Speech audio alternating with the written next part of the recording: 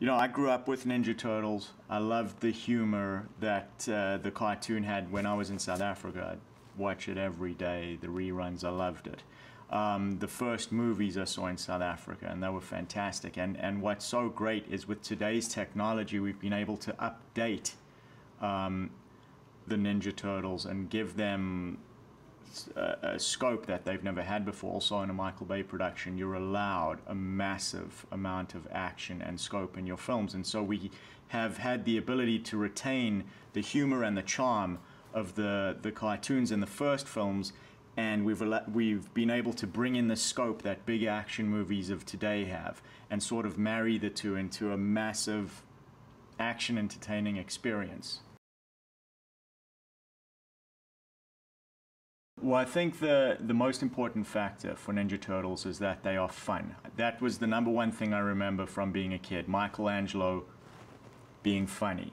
So that was number one. Number two, that they mutated, that I always wanted to understand, and I can't think, you cannot ignore that these turtles were once real and mutated into Ninja Turtles, so I wanted to see that happen.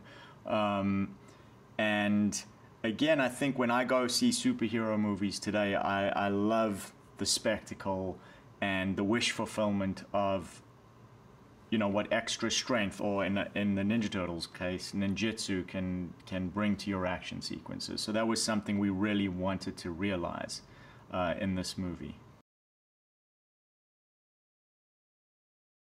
The big priority for me was Ninja Turtles has to be fun. The other thing was the Ninja Turtles actually originated in the Eastman and Laird comics as very hardcore vigilantes. And so I thought the opportunity here that I hadn't really seen in the past films was to make them even more badass than I'd seen them before. A lot of the fan art I found on the internet, which I thought was amazing, were these really badass, silhouette-y, big turtles. And that was very interesting to me. So I thought, in reinventing the turtles this time, if we made them a little larger than life, a little darker in their design, maybe we could have our cake and eat it too. My favorite episode of any comic book franchise is the origin. So yeah, it was important to make this an origin and start it off as a fresh chapter. We sort of took the archetype of April O'Neil, the damsel in distress, and molded it specifically to Megan, who I think brings a very determined sort of personality to the role. April is a character who in the movie has a lot to prove. Everyone doubts her because she's beautiful, and you really get a sense that throughout the movie she wants to show people that there's more to her than meets the eye, literally.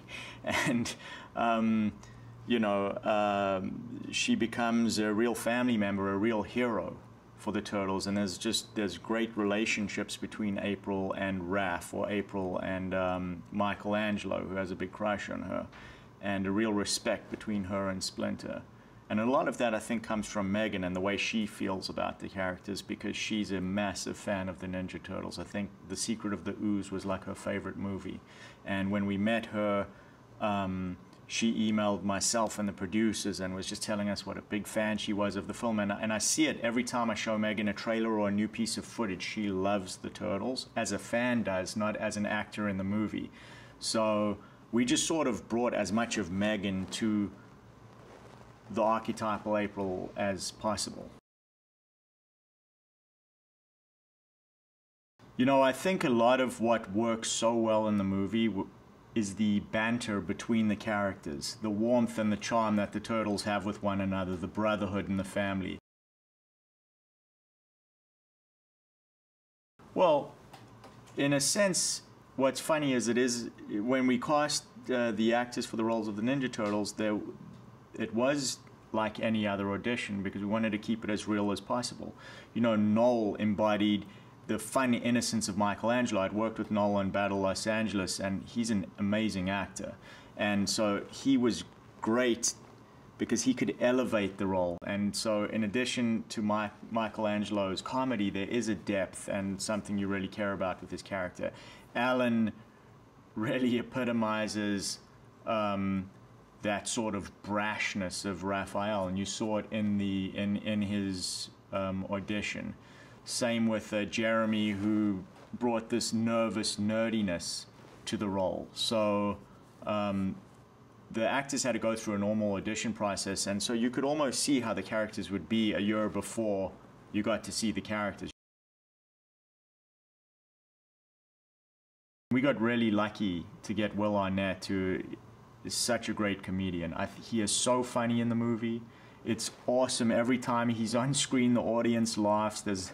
He just was really helpful. I could just leave the camera running, and we had sort of a embarrassment of riches to pick for each of his performances. He's extremely talented, and again, elevates all the scenes that he is a part of.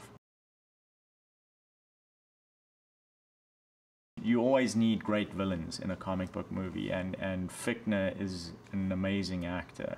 He brings a credibility and sort of a gravity to the villain role, which is extremely important.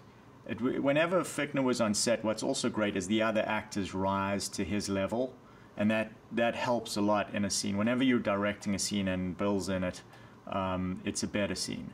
And as a director, that's amazing, because you can't really direct that a lot. It just comes naturally to an actor, and so to put a camera on him and watch it and feel like, wow, it's a movie, I don't have to do anything, is pretty great.